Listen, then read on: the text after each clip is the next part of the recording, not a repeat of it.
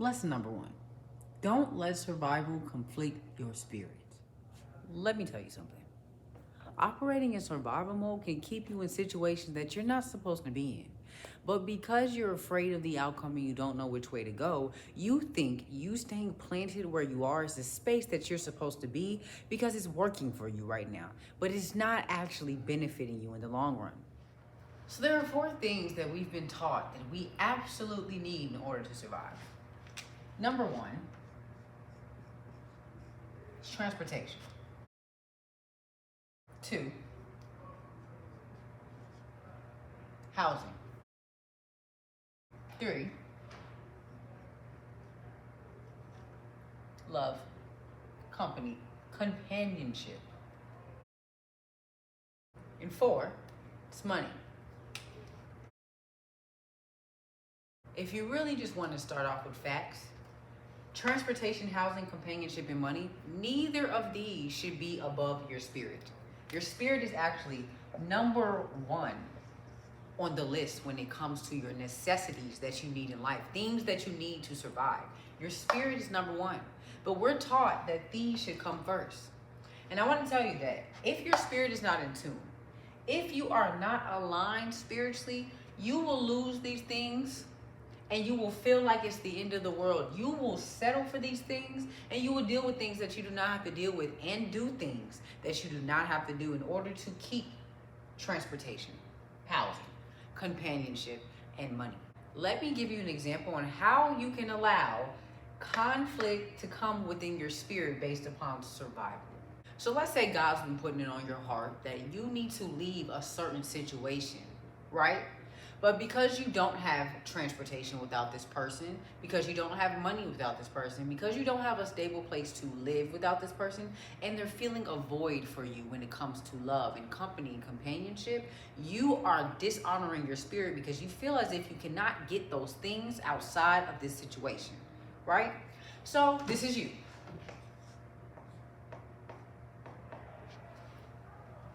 This is the situation.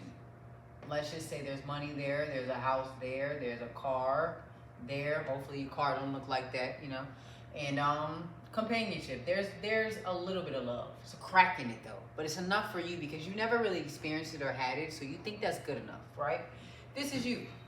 You're shedding tears because you feel if you leave this situation that also comes with debt, spiritual debt, just as much as physical debt. If you're spiritually in debt because you're dishonoring your spirit, your money's going to start falling out of your pocket. That's why you can't keep it, because there's a hole in your spirit. So listen, you're in debt over here, but you're cool with it because you feel like you're getting something from it. Okay, bills paid, phone bill. So you're shedding tears because God has called you to leave this situation. But this is all you can see. You don't see the debt. You don't see the insecurity, the abuse, because every single time things don't go that person's way, there's a problem, and you overcompensate and people please because they're filling voids for you. So you take that on as your problem and your issue, and you internalize everything Jesus, I'm talking too fast. Because you're overcompensating and people pleasing based upon them filling voids for you, when there becomes an issue because you didn't perform correctly or you weren't perfect that day, you start to overanalyze and internalize what that person is having a problem with because you are dependent upon them. So there cannot be any issues, right? So that's where abuse comes in. Because sometimes what happens in these situations is the person knows you're kind. They know you are dependent upon them. They know that you feel as if you need them. So they're going to go out of their way to manipulate you into being everything that they need you to be so that you'll continue to fill their voids and neglect yourself. Now, this isn't for everybody. It doesn't apply to every situation. Sometimes a person is not trying to use you at all. But because you are insecure in yourself and you feel inadequate and you're dependent upon them, the moment where they even seem as if they're unsatisfied, you jump to trying to overcompensate because you feel as if you might lose what you're being dependent upon because they're unsatisfied in the area. And it might have everything to do with them and nothing to do with you. So, you're in spiritual debt, physical debt, you're insecure, there's abuse in the situation, and you are not fulfilled at all. Both of you are actually unfulfilled. It's unequally yoked. But you don't see any of this. You only see this part. You only see that, dang, if I leave this situation, God, where am I going to sleep?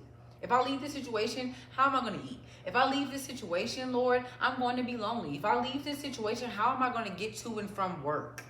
That's the only thing you're thinking about. But you're not thinking about the moment that you let go of all of this and you make space for new things, God's going to give you your own money, your own house, your own self-love first, and your own transportation. But you're too caught up on this part. You're too caught up on what you'll lose, but not caught up on what you will gain when you lose this. Okay? You temporarily might lose this, but in the end, because of the space that you clear, you're going to gain everything. God isn't saying that this person is a bad person or the situation is bad. He's just saying it's not for you. Because who you are and how you are a caterer. Your energy and your intention is being used incorrectly at this moment. You're supposed to be focused on you. You're supposed to be focused on your healing. You're supposed to be focused on the assignment God has called you to complete. But because you are in something that you have become codependent on, you're in love. There's nothing wrong with being in love. There's nothing wrong with dating. There's nothing wrong with pouring your time, energy, and intentions into something. But if your cup is half full, if you are not where you're supposed to be, if you are not completely whole, then all of the energy, the time, and the effort that you are putting in is going to run through a crack. Because the moment that person is not good, the moment that person can't give you what you want, the moment where you are unsatisfied, all the work that you have done and put in will go to waste because you are unequally yoked. Because your cup is not full. Because you are unaware. Because you are not fulfilled or satisfied. So it's not that the person is bad. It's not that the situation is bad. It's not that there's anything wrong with them. It has everything to do with you, and God wants you to be in a different space so that you don't continue to be codependent upon the things that might hurt you. So I understand your living situation is not the best. I understand you're in a place where you are confused. I understand you're in a space where you are tired. You've been hopping around and moving around and having to survive your whole life, and you seen your mama do it before you started doing it. I understand, but I'm telling you, if you actually honor your spirit right now in this moment, you'll never have to turn back again. You'll never have to go back to survival again. You will be content and fulfilled in every area of your life. You will be whole. And when you are blessed with the person that you were supposed to be with, it won't be unequally yoked. You being codependent on them, you leaning on them, won't be at your detriment. It won't be because of people pleasing or overcompensating or survival. Let God mold you right now so that when he blesses you with your kingdom partner, it will be a blessing. The problem is the way that you were raised seeing people operating out of survival mode. So you learned that the way to cope with life is through these 4 things. 1 is doubt. 2 is fear. 3 is overcompensation. And 4 is people pleasing.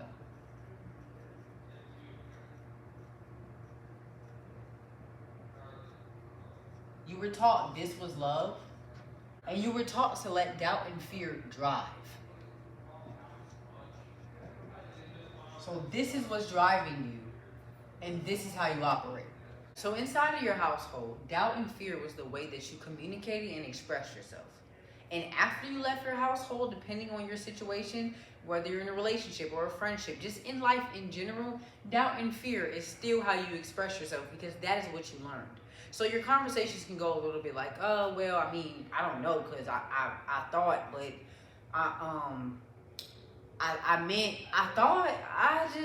it's a whole bunch of words that make no sense because you're actually trying to deflect from the fact that you know exactly what you want to say, but you're scared because of overcompensation and people pleasing.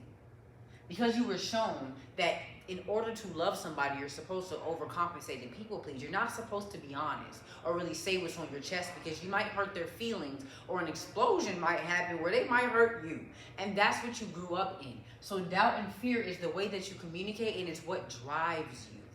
So because you were raised, taught like this, that is why you cannot leave this situation. You are doubtful that things are going to work out for you or that you will survive when you leave this. And you are afraid to communicate what you're lacking in that situation, and you're also afraid to exit it. So because of that, you are overcompensating and people pleasing in this situation in order to obtain this because you think it's unattainable on your own.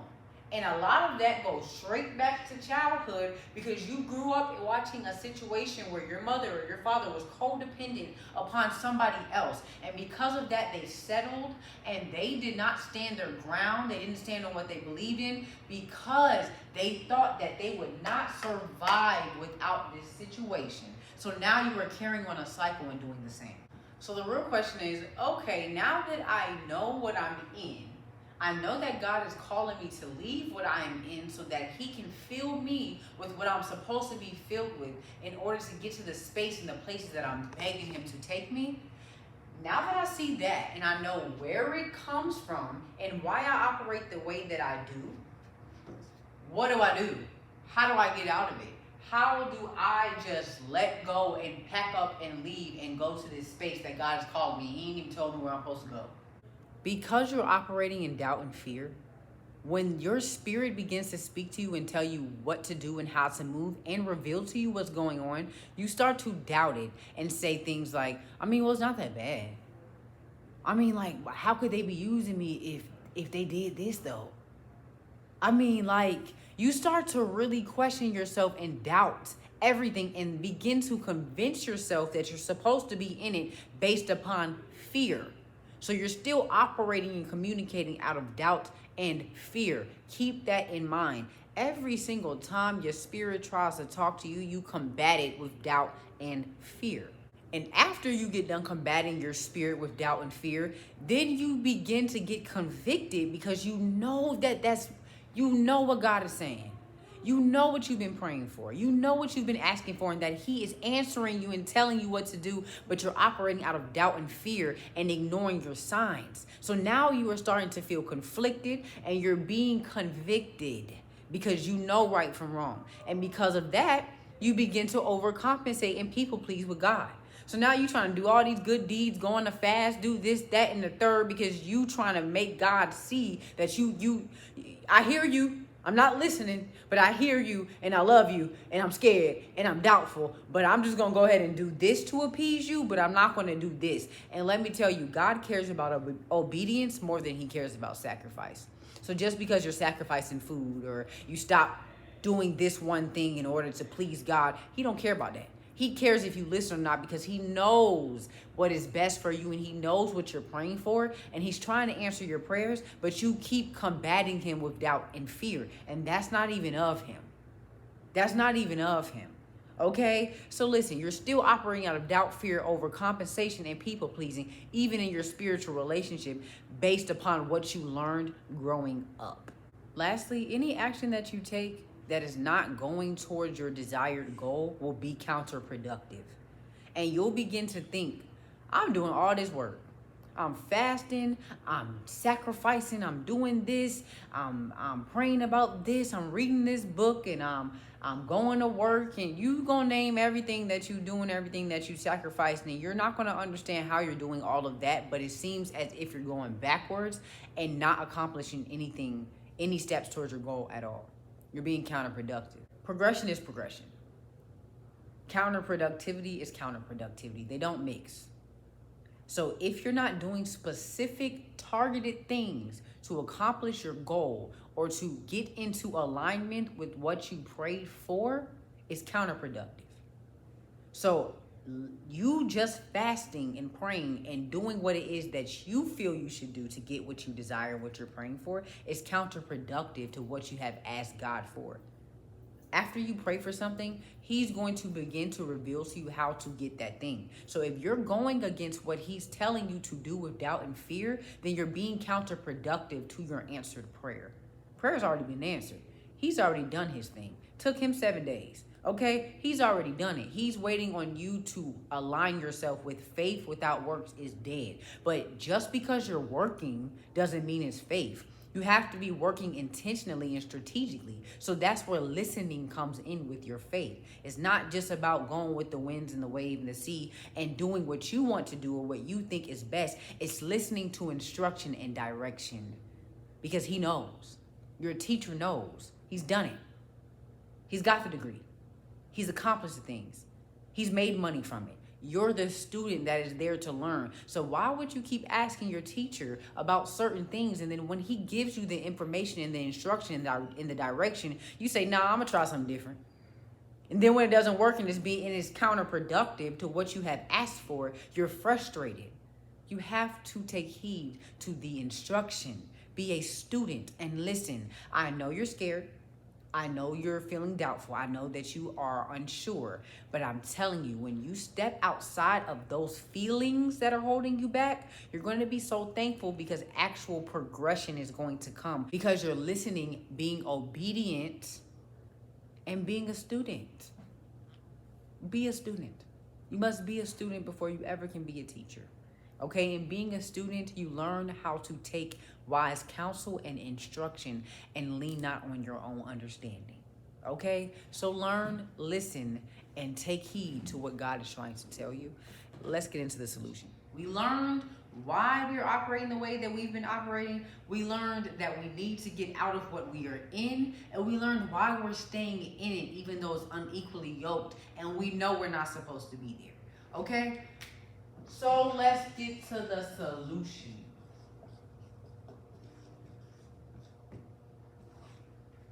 Lean not on your own. I know y'all done heard this one. Everybody and their mama done heard this. Understanding. And every time we hear it, we like, what do you even mean? Lean not on your own understanding. What God is saying is the thoughts that are coming in your mind are not all your thoughts. They're mixed with a lot of different feelings. That's why God said you can't trust your heart. You have to trust faith. Because sometimes when them feelings get into play, you'll start operating out of those feelings and they'll take you down a path that you're not supposed to be on. So lean not on those feelings. Lean not on your own understanding. Lean not on the doubt and the fear that is in your mind, but lean on your faith. And know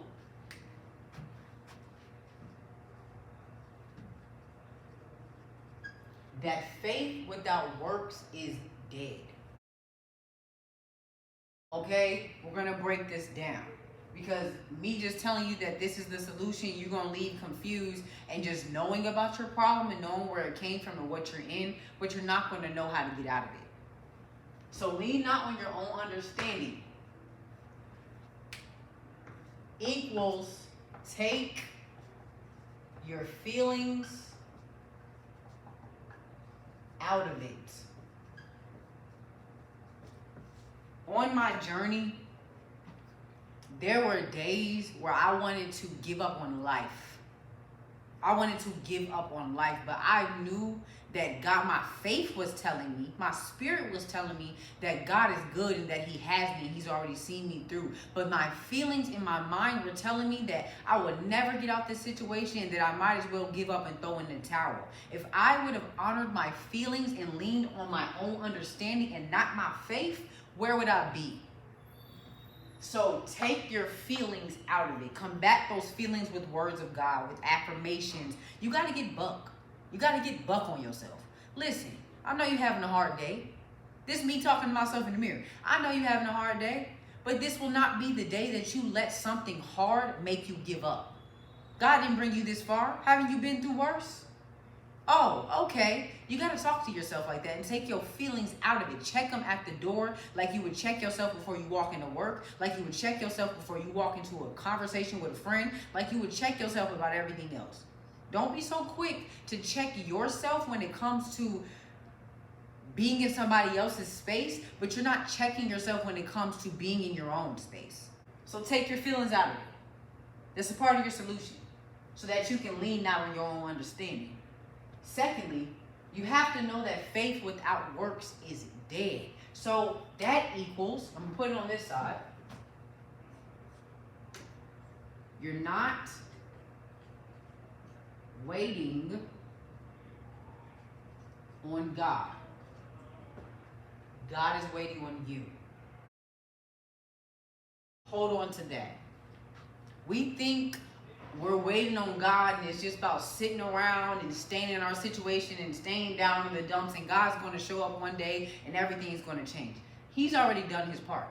He's already spoke his word. He's already set things into play. But what he needs you to do is walk it out.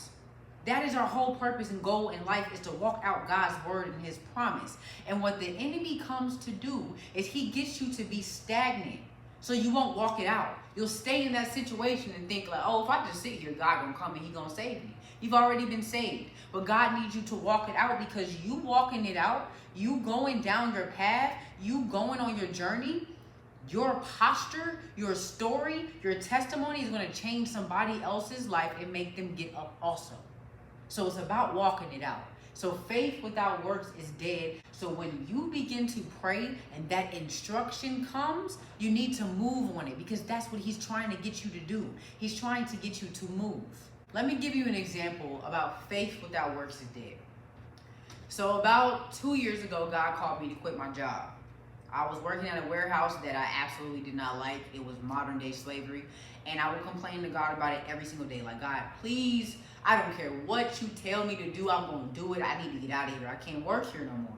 I can't. Like, get me out of here. A lot of us are in that situation. You're probably in that situation right now, complaining about your job to God and asking him, like, yo, what do I got to do to get out of here? So he called me to quit my job. And as I walked in to clock in, I was working at a warehouse, so I had to give them my ID. Started handing the dude my ID at the security desk. And as I started handing him that ID, clear as day in my head, I heard, if you clock in here, you would never clock out again. So I slowly backed up and said, hold on, sir. I forgot something in the lobby. I'm going to be right back. Because I was so shocked. I felt it in my spirit. I was like, hold up. I gotta sit down, because what do you mean? So I sat down and I started talking to God. I said, God, if this is you, I will walk out of here. I knew it was him in my spirit, so I walked out. Mind you, didn't have no car. It was at nighttime. I'm standing at the bus stop. It was too late for the bus to run. It was raining. I was crying. Left the job. Never looked back. After I quit that job, I didn't do nothing to better myself. I was just sitting around like, dang, I don't got no job. I don't know what to do. I got to pay rent. I'm just sitting around. But I wasn't even actively working towards it. I'll go wholesale and buy something here and let it sit, take some pictures, sell some stuff. But I wasn't nearly as proactive as I should have been. I'm waiting on God. Telling everybody like, oh, I'm just waiting on God. I know God gonna bless me, whatever. But I'm not doing anything to align myself with his blessing and what he said he was gonna do in my life. Fast forward to a couple months ago. And mind you, I went back to jobs a couple times, operating out of doubt and fear, okay? Overcompensating and people pleasing, because people kept telling me, like, no, you need to go get you a job. No, you can't just keep doing this. Like, oh, God wants you to work. Like, he wants you to go get a job and do this, and why are you waiting on him? So I'm overcompensating, people pleasing, going back to get a job, operating out of doubt and fear, right? Came a point in time where I said, you know what? I'm not going to clock into not another job. I was working at the pharmacy at Kroger. I said, this is my last day. This is my last time clocking into anybody else's job. I recorded a video of me clocking out that job and still went to another job after that. After I left DHL, to be specific, I said, okay, you know what? I'm going to take this thing serious, God. I'm going to take it serious, and I'm going to honor you. So I started going to school, homeless, riding a bus every day and staying after school for like 8, 9 hours just working. I'm writing ebooks and working on my website and making videos, speaking on TikTok.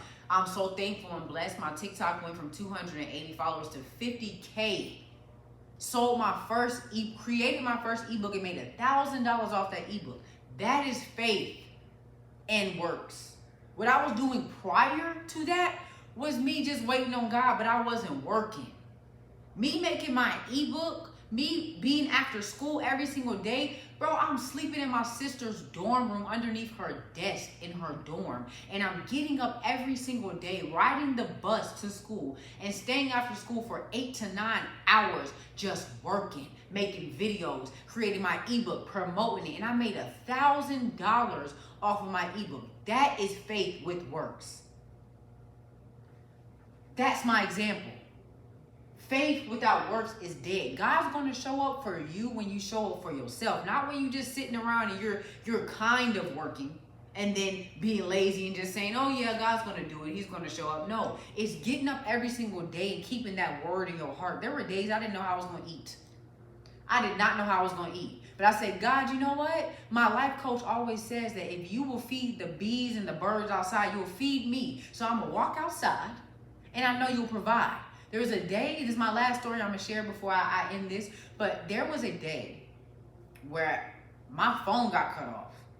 I said, I don't know how I'm about to get around downtown. My phone is off. I'm just going to find somewhere with some Wi-Fi and I'm going to sit there and I'm going to be fine. I'm good. I'm not going to stop my day because I was going to stay at my sister's that day. I was like, man, I can't move around, like my phone off. What I'm going to do?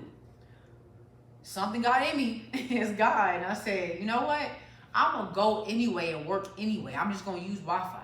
When I got downtown and I sat down and I started working, somebody on TikTok hit me up and said, what's your Cash App? Because this just got placed on my heart to bless you. And he cashed at me exactly what I needed for my phone bill. That is faith with works, y'all. That is faith with works. I'm telling you. I'm telling you, God's going to show up for you and he's going to provide for you regardless. I could have let my feelings, take your feelings out of it. I could have let my feelings get to me and just said, you know what? I don't really have a stable place to lay my head. I'm sleeping on the floor right now. I don't know what I'm going to eat some days. I'm just going to give up. I could have let that stop me, but I kept going and kept being faithful, knowing that God promised me something. And listen, I still struggle. I still go through things. I still have to believe. I still have to take my feelings out of it and know that God is waiting on me. I'm not waiting on him. I still have to do it to this day, but I'm saying all of this to say that your solution is you. You are the solution. You are the answered prayer. You're the problem solver. God's put the solution to the problem in you, but you have to walk it out and you have to actually listen. And on top of listening, be obedient to what he is telling you. I know it's scary. I know it's scary. Not knowing where you're going to lay your head at, not wanting to be a burden to people, that's scary. You can operate out of doubt and fear and not know which way to go. That's scary. But I'm telling you that God don't operate in fear. He operates in solutions and he's already provided you one. So faith without works is dead, and lean not on your own understanding is the solution to everything that we talked about today. When it comes to the blueprint for your solution, there are 4 things that you need to identify. Number 1 is going to be your how. Number 2 is going to be your when. Number 3 is going to be your why. And number 4 is going to be your what. So when it comes to your how, you're always going to want to pray to God about strategy. Keep God first throughout this entire process, because people are going to give you information. People are going to tell you different things, plant different seeds in your mind. And if you are not grounded in what God has called you to do, you're going to follow the winds and the waves of the sea. You're going to get lost, confused, and highly discouraged. So keep God first. Pray on your strategy. When it comes to your how, listen, God's going to give you vision. So in this example, my vision was, he told me that I was going to create an ebook. He told me I was going to be teaching. That was my thing. I have an academy. So I'm like, okay, how? Like, how am I supposed to do this? One thing about it, God is going to send you a vision and he's going to give you instruction, but he's not going to give you all of the details. The details are up to you. How do you want this thing to go? How do you want to be creative to bring it to fruition? What do you want to do? So when it comes to your how, you need to start doing research. The research is up to you. Utilize things like YouTube, like TikTok, like word of mouth. If you know somebody who is trying to do the thing that you've been called to do, that you're interested in, whether it's hair, whether it's being a teacher, whether it's creating digital products. If you know somebody, ask questions. Go on YouTube, how to create digital products, how to start a hair business. Whatever it is that you are interested in, go figure out your how by doing the research. So for me, when it came to my ebook, I didn't know the first thing about writing no ebook. I didn't even know where to start. So I went to YouTube, how to create an ebook. And from there, I learned about Canva. So if you're trying to create any digital product, go to canva.com. You can create a website on there, y'all. Okay, you're sleeping on Canva. They have a free version and a pro version. The pro version is $12.99, but I was utilizing the free version because I couldn't afford $12.99 when I first made my ebook. So after you figure out your how, you need to go to when. When are you going to do this? When are you going to roll it out? The problem is we don't set goals. We don't set dates. We just put it up in the air. Oh, starting this business, but when? When's your book coming out? When's your song dropping? Oh, sometime, no. If you don't have a set day for it, you're going to be cool with just being lax. Like, a year's passed by and I still haven't done it. No, set a date. Whenever the win is for you. For me, I was creating a video on TikTok about fear. And as I was creating the video, on my spirit, God dropped to create an ebook. So I was like, okay, my win is right now. My win's right now. I'm going to pause this video. I'm going to create an ebook and I'm going to do my rollout of the ebook in the video. So I literally stopped the video and I spent 9 hours after class and created my ebook. That was my win. Figured out my how right after class. Then I figured out my win. Okay? So I dropped it right then and there and promoted it. So when it comes to your date that you set, let's say you want to do your first client's head by August 17th. Let's say that's your date, right?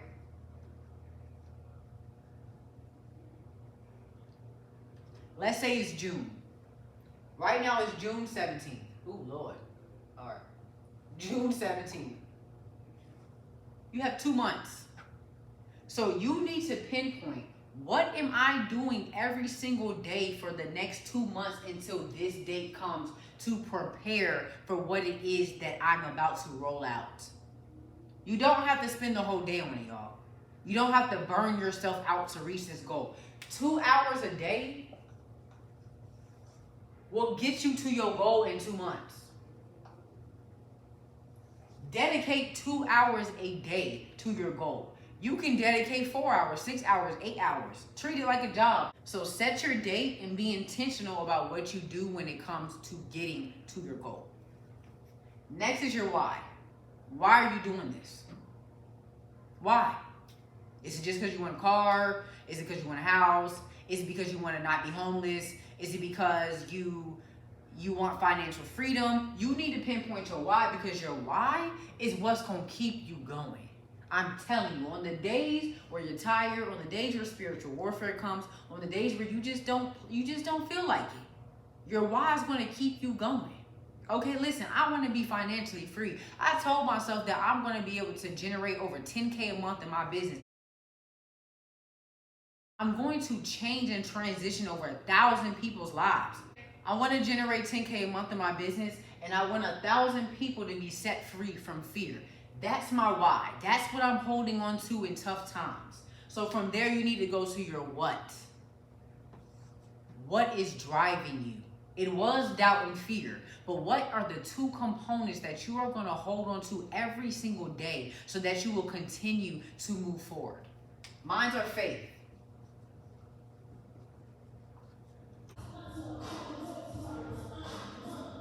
As you can see, I go to a music school, so it's about to get real loud in here, so I'm going to wrap this up. But what is driving me is faith and impact. I'm going to hold on to my faith regardless, because I know what God has promised me, and I know that through this, I'm going to impact the world. So I'm holding on to faith and impact over doubt and fear. So that is all for today. As always, I pray that you are leaving here way better than you came. Thank you so much for showing up to class and for not only showing up here, but showing up for yourself. Outside of this, I want you to know that the work is possible and it can be done as long as you believe in you, because you're an answered prayer. You are the solution to the problem, and you can do all things through Christ that strengthens you. So never think that you are weak or allow the world to convince you that you're too far gone. Everything that has been taught today, I will type up into a PDF so that you can download it on the website. I will link everything that you need to know below so that you can keep up with ebooks that will be dropping, content that will be dropping, meet and greets and things of that nature, because we will continue to treat this more than just an academy, more than just a lesson, but a community. Lastly, if you are in need of counsel, if you just need someone to speak to, or you have a problem that you feel like you have the answer to, but you just need confirmation and you're not sure, I do coaching calls, strategy calls, as well as 911s, because I understand emergencies come, y'all.